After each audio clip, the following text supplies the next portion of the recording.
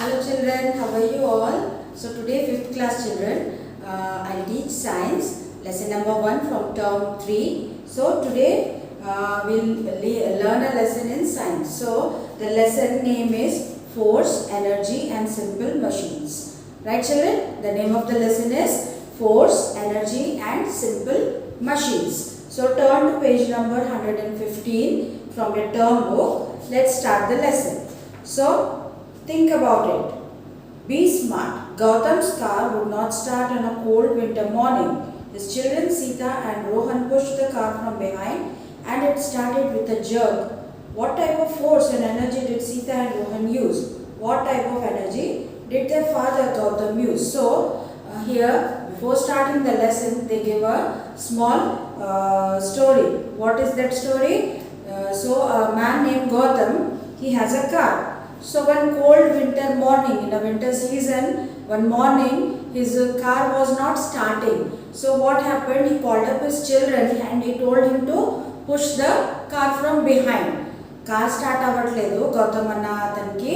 So ఆ car start అవ్వట్లేదని వాళ్ళ పిల్లల్ని పిలిచి అబ్బాయిని అమ్మాయిని పిలిచి కార్ని వెనక నుంచి తోయమన్నారు. సో తోయమన్నప్పటికీ ఆ కార్ ఏమైంది? స్టార్ట్ అయిపోయింది. అండ్ లోపలికి వచ్చింది గౌతమ్ కూడా డ్రైవింగ్ సీట్ దగ్గర స్టీరింగ్ తోటి ఇగ్నిషన్ స్టార్ట్ చేస్తున్నారు. సో ఆ వెనకాల నుంచి ఆ తోయడం ప్లస్ ఇక్కడ లోపల గౌతమ్ ఇగ్నిషన్ స్టార్ట్ చేయడము, ఆ రెండు కలిసి కారు స్టార్ట్ అయిపోయింది. సో ఈ రెండు పనుల్లో ఏ విధంగా ఫోర్స్ అన్నది యూజ్ అన్నది, what type of force was used in both the actions, the children pushing from behind the car and Gautam starting the ignition. So let's learn about force. So force, when Sita and Rohan pushed the car, they applied a force energy using the energy stored in their arms. A force is a push or a pull on an object. So Rohan Sita వెనక నుంచి కార్తో తోస్తున్నారు కదా, push చేస్తున్నారు start అవుతుందని. So వాళ్ళు ఎటువంటి force use చేస్తున్నారంటే వాళ్ళకి బాడీలో ఉన్న మసిల్స్లో ఉన్న బలం బట్టి, వాళ్ళ మసిల్స్లో ఉన్న ఎనర్జీ బట్టి కార్ని మనము ఏదన్నా బాక్స్ గెట్టాలన్నప్పుడు మనకున్న బలం బట్టి మనం దాన్ని ఫ్రంట్కి పుష్ చేస్తాం కదమ్మా. సో అది ఒక రకమైన ఫోర్స్. సో ఫోర్స్ అన్నది ఏంటంటే ఒక పుష్ కానీ పుల్ కానీ, అంటే ఒక ఆబ్జెక్ట్ని మనము గెంటడం కానీ తీయడం కానీ. ఓకేనా, డోర్స్ మనము పుష్ చేస్తాము, తీస్తాము, ఓపెన్ చేస్తాము, షట్ చేస్తాము. సో దాంట్లో కూడా ఫోర్స్ అప్లై అవుతుంది. So a force can move an object, stop a moving object, change the speed or direction of a moving object and change the shape of an object. So force అన్నది ఏం చేస్తుందంటే ఒక moving ఆబ్జెక్ట్ని stop చేస్తుంది.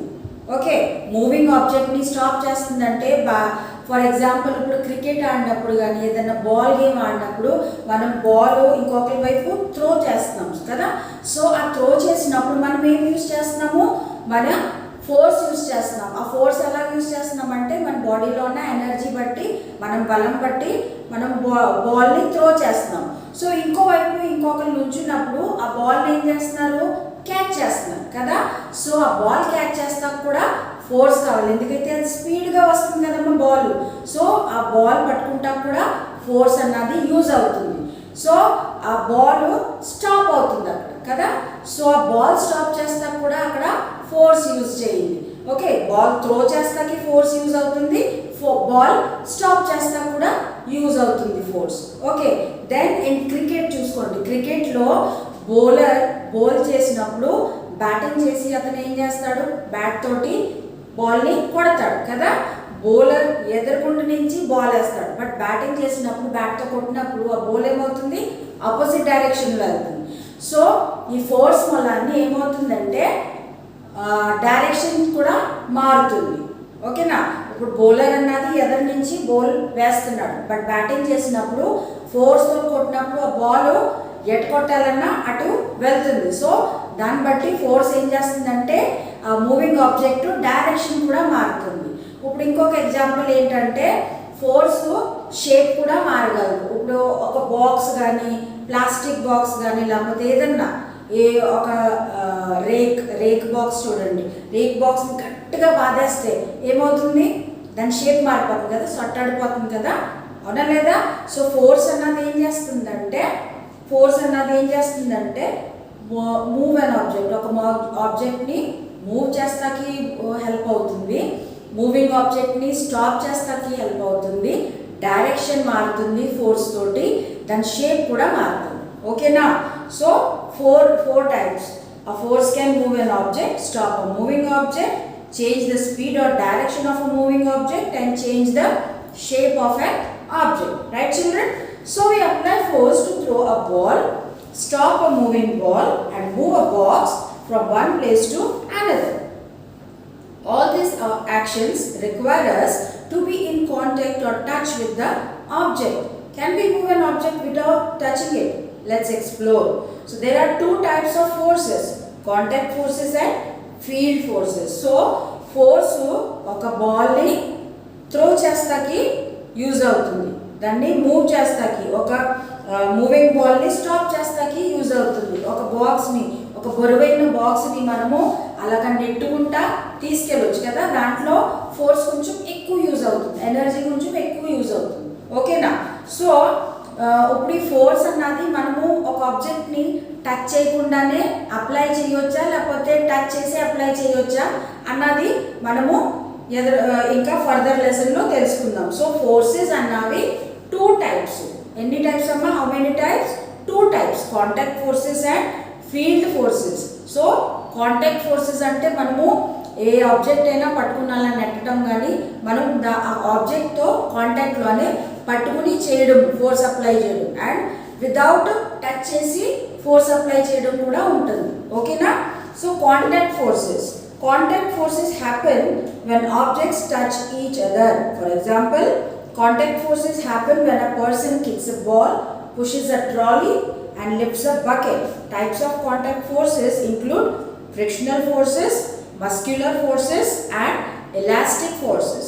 Okay, so contact force ఎప్పుడు అవుతుందంటే ఒక person, ఒక ఆబ్జెక్ట్, ఒక టూ ఆబ్జెక్ట్స్ ఒకరితో ఒకరి అంటే కాంటాక్ట్లో ఉంటాయి. అంటే మనం టచ్ చేసి, ఇప్పుడు మనం ఉన్నాం అనుకోండి, మనము ఏదైనా బాక్స్, ఏదైనా వస్తువు ఇక్కడి నుంచి అక్కడ తీయాలంటే దాన్ని పట్టుకుని అలా తీసి పెడతాం. సో దాంట్లో కూడా ఫోర్స్ యూజ్ అవుతుంది, అవునా లేదా? ఏదైనా ఒక చైర్ మనము మూవ్ చేయాలంటే ఇక్కడి నుంచి పట్టుకుని అక్కడ పెడతాం, అవునా లేదా? లేదు చైర్ అక్కడి నుంచి అక్కడికి వెళ్ళిపోతే అది వెళ్ళిపోతుందా?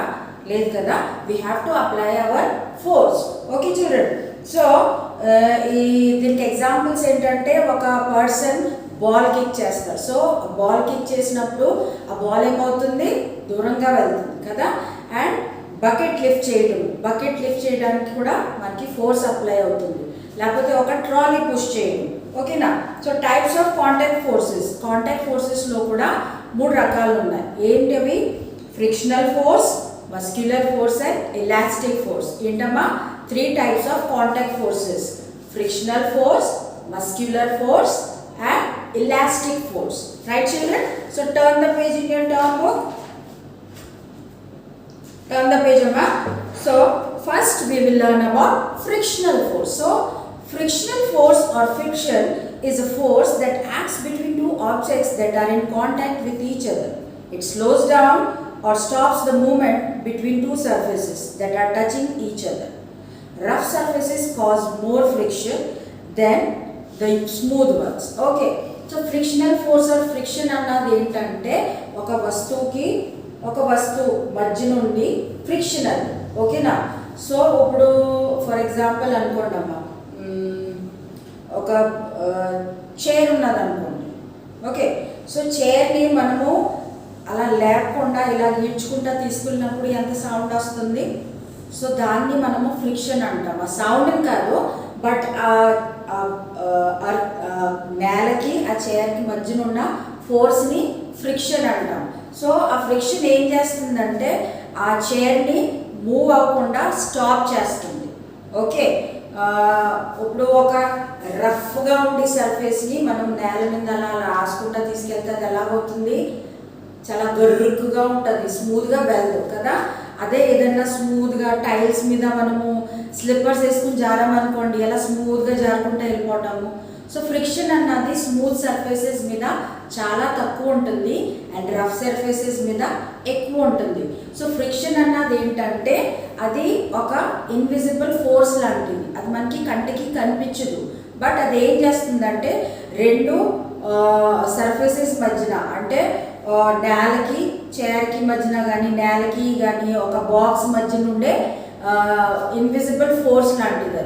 అది మనము ఒక బాక్స్ అలాగా తోసుకుంటా తీసుకెళ్తుంటే అది స్మూత్గా వెళ్తే ఫ్రిక్షన్ తక్కువ ఉన్నట్టు, అండ్ అది అతి కష్టంగా వెళ్తుంటే ఫ్రిక్షన్ ఎక్కువ ఉన్నట్టు. సో ఫ్రిక్షన్ అన్నది మనకి కంటికి కనిపించదు, బట్ ఒక ఇన్విజిబుల్ ఫోర్స్. అది ఇన్విజిబుల్ ఫోర్స్ ఆబ్జెక్ట్ని మూవ్ చేయడానికి స్టాప్ చేస్తుంది. ఓకేనా? So uses of friction. So ఫ్రిక్షన్కి యూజ్ ఏంటి? The friction between tires of a car, scooter or bicycle and road causes friction. This friction helps the vehicle to get a grip on the road. With no friction the vehicles would just skid. So friction అన్నది ఏ విధంగా use అవుతుందంటే ఇప్పుడు roads మీద vehicles వెళ్తాయి కదా, cars, buses, motor cycles. So రోడ్కి ఆ వెహికల్స్కి ఉన్న టైర్స్ మధ్యన ఫ్రిక్షన్ ఉంటుంది, ఒక గ్రిప్ ఉంటుంది. ఫ్రిక్షన్ అంటే ఒక గ్రిప్ లాంటిది. ఓకే చిల్డ్రన్, ఒక గ్రిప్ లాంటిది. సో ఆ రోడ్డు మీద ఆ టైర్స్ వెళ్ళినప్పుడు అది టైర్స్ ఏం చేస్తాయంటే ఒక గ్రిప్ ఇచ్చుకుంటాయి రోడ్డు మీద. సో దట్స్ వై అవి రోల్ అవ్వకుండా వెళ్తూ ఉంటాయి. అదే స్మూత్గా ఉన్నది అనుకోండి, గ్రిప్ లేకుండా ఉన్నదంటే వెహికల్స్ ఏమవుతాయి? స్కిడ్ అయిపోతాయి కదా, జారిపోతాయి. సో గ్రిప్ అంటే అలా పట్టుకుంటాయి రోడ్ని. సో ఆ గ్రిప్ తోటి హెల్ప్ తోటి వెహికల్స్ రన్ అవుతాయి, నడుస్తాయి. అలా మనము నేల మీద నడిచినప్పుడు కూడా మన కాలుకి నేలకి మధ్యన ఫ్రిక్షన్ అనేది ఉంటుంది. దట్స్ వై మనము పడిపోకుండా ఉంటాము. ఒకవేళ ఫ్రిక్షన్ లేకపోతే మనం ఏమవుతాము? పడిపోతాము. ఇంకా మనకి నడవడానికి అవ్వదు గ్రిప్ లేకపోతే. సో ఫ్రిక్షన్ అన్నది ఏంటంటే ఒక గ్రిప్ లాంటిది. అది ఇలా పట్టుకుంటుంది నేలకి, ఏ వస్తువుకైనా లేకపోతే మన కాళ్ళకైనా ఒక గ్రిప్ లాంటిది ఉంటుంది. అదే ఐస్ మీద కానీ వాటర్ మీద కానీ మీరు నడిచి చూడండి ఎలా ఉంటుంది? మనం పడిపోతాం కదా, గ్రిప్ ఉండదు. ఎందుకైతే మనకి గమ్ముని జారిపోతాం. సో ఎలా నడుస్తాం? మనం చాలా జాగ్రత్తగా నడుస్తాం. ఈవెన్ వెహికల్స్ కూడా వాటర్ ఉన్న ప్లేసెస్లో ఎలా వెళ్తాయి? స్లోగా వెళ్తాయి. ఎందుకైతే అక్కడ గ్రిప్ ఉండదు, ఫ్రిక్షన్ ఉండదు కాబట్టి. అర్థమైందమ్మా? ఫ్రిక్షన్ అంటే ఏంటి? ఫ్రిక్షన్ అన్నది ఒక ఇన్విజిబుల్ ఫోర్స్, ఒక గ్రిప్ లాంటిది. అది వస్తువులకి గ్రిప్ ఇస్తుంది, నేలపైన గ్రిప్ ఇస్తుంది. సో ఒక బాక్స్ని కానీ ఒక చైర్ని కానీ మనం నెట్టామంటే ఆ ఫ్రిక్షన్ అన్నది స్టాప్ చేస్తుంది. గ్రిప్ ఇచ్చుకుని ఉంటుంది కదా, ఎందుకైతే ఆబ్జెక్ట్ నేలపైన అది గమ్ముని మూవ్ అవ్వదు. అదే స్మూత్ సర్ఫేస్ అనుకోండి, ఈజీగా వెళ్ళిపోతుంది. రఫ్ సర్ఫేసెస్ మీద ఫ్రిక్షన్ అన్నది చాలా ఎక్కువ ఉంటుంది, స్మూత్ సర్ఫేసెస్ మీద ఫ్రిక్షన్ అన్నది తక్కువ ఉంటుంది. ఓకే, అర్థమైందమ్మా? That friction between the souls of our feet and the ground prevent slipping while walking. Think about how difficult it is to walk on slippery ice where there is little friction. చెప్పాను కదా అమ్మ, మనకి నేల మీద నడిచినప్పుడు మన కాల్కి ఒక grip ఇస్తుంది ఫ్రిక్షన్. సో దట్స్ వై మనం ఈజీగా నడగలము పడిపోకుండా. అదే ఆ ఫ్రిక్షన్ లేకపోతే మనం పడిపోతాం. ఐస్ మీద వాటర్ మీద నడవడం ఎంత హార్డో అది మీరు ఒకసారి ఆలోచించండి. Okay, writing with a pencil requires friction. You will not be able to hold a pencil in your hand without friction. It would slip out when you try to hold it to write. An eraser also uses friction to rub off pencil marks. So pencil తో ఒక book మీద రాయడం కూడా friction అవసరం. Pencil తోటి ఒక book మీద రాసినప్పుడు కూడా మనకి ఫ్రిక్షన్ అవసరం. ఓకేనా? ఎందుకైతే మనం పెన్సిల్ పట్టుకున్నప్పుడు ఆ పెన్సిల్ ఎలా ఉంటుంది? స్మూత్గా ఉంటుంది కదా. బట్ మన చేతులు కొంచెం మరీ స్మూత్గా అంటే పెన్సిల్ మరీ స్మూత్గా ఉంటుంది. సో పెన్సిల్కి చేతికి ఏముంటుంది? ఫ్రిక్షన్ ఉంటుంది మధ్యన. సో గ్రిప్ మనకు ఉంటుంది కాబట్టి మనం పెన్సిల్ పట్టుకుని రాస్తున్నాము. ఫ్రిక్షన్ లేకపోతే ఏమవుతుంది? మనం పెన్సిల్ హోల్డ్ చేయగలమా? లేదు. సో ఫ్రిక్షన్ అన్నది మనకు రైటింగ్ బుక్స్ మీద రాసినప్పుడు కూడా అవసరం అవుతుంది, యూజ్ అవుతుంది. ఓకేనా? So friction, problems of friction. ఇప్పుడు యూజెస్ ఆఫ్ ఫ్రిక్షన్ చూసాము, ప్రాబ్లమ్స్ ఆఫ్ ఫ్రిక్షన్ చూడండి. Problems of friction causes things to wear out. For example, the friction between the soles of our shoes and the ground causes the soles to wear out. Similarly, the friction between tires of vehicles and the road causes the tires to wear out. Okay children, so problems ఏంటి friction గురించి మన quality చెప్పులు ఉంటాయి కదా అమ్మ, మనం నడిచే కొద్దిగా ఏమవుతాయి, అవి అరిగిపోతూ ఉంటాయి కదా. సో అరిగిపోవటం ఎందుకు జరుగుతుందంటే ఆ ఫ్రిక్షన్ మూలాన్ని. ఓకేనా. సో రోడ్డుకి మన కాల్కి మధ్యన ఉన్న నేల మీద నడిచినప్పుడు ఆ ఫ్రిక్షన్ మూలాన్ని ఏమవుతుందంటే మన చెప్పులు అరిగిపోతూ ఉంటాయి. అలాగే కార్స్కున్న టైర్స్ కూడా అరిగిపోతూ ఉంటాయి కదా. కొంతకాలానికి కొత్త టైర్స్ వేసినప్పుడు కొంతకాలం తర్వాత ఆ టైర్స్ ఏమవుతాయి, ప్లేన్ అయిపోతాయి. చూసారా ఎప్పుడైనా మీరు దాని మీద కొత్త టైర్స్ ఉన్నప్పుడు దాని మీద ఎలా ఉంటుంది, ఒక డిజైన్ లాంటిది ఉంటుంది కదా, డిజైన్ లాంటిది ఉంటుంది. బట్ కొంతకాలం తర్వాత ఆ టైర్స్ ఎలాగైపోతాయి, ప్లేన్ అయిపోతాయి. ఆ డిజైన్ మనకి కనిపించదు. ఆ విధంగానే మన చెప్పులకి కింద కూడా ఒక డిజైన్ లాంటిది ఉంటుంది. But after some time that design disappears because our shoes soles are wear and tear అవి అరిగిపోతాయి. సో టైర్స్ చెప్పులు అలాగా అరిగిపోతూ ఉంటాయి. సో అరుగుదల ఎందుకు అవుతుందంటే, ఎందుకు అవుతుంది అరిగిపోతాము, ఫ్రిక్షన్ మూలాన అవుతుంది. Okay. Then second problem, the friction between machine parts that rub against each other causes wear and tear. The wear and tear can be prevented or slowed down by reducing the friction.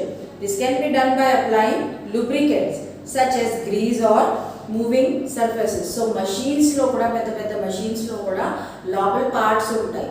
So ఆ parts ఒకదానికి ఒకటి రాసుకుని నడుస్తూ ఉంటాయి. So అవి స్మూత్గా run అవ్వాలంటే, friction తక్కువ అవ్వాలని మషీన్స్లో ఏం వేస్తారు, గ్రీజ్ వేస్తారు లేకపోతే ఆయిల్ వేస్తారు. సో అవి స్మూత్గా రన్ అవుతాయి.